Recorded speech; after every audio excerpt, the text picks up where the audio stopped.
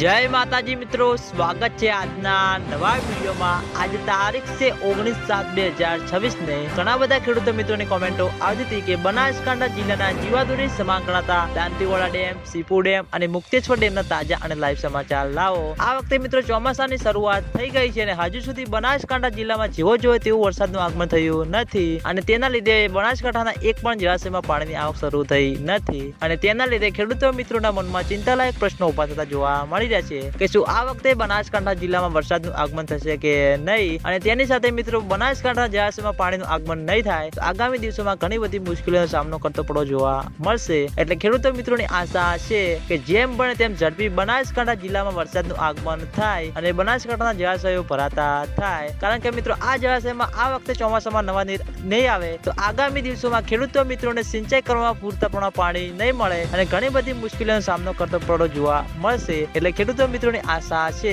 કે જેમ બને તેમ ઝડપી બનાસકાંઠા જિલ્લામાં વરસાદનું આગમન થાય અને આજના વિડીયોમાં આટલું હતું। તમે બધા અમારી ચેનલ ઉપર નવા હોય તો વિડીયોને લાઈક કરી દેજો, કોમેન્ટ કરી દેજો અને ચેનલને સબસ્ક્રાઇબ પણ કરી દેજો। તો મિત્રો જય માતાજી।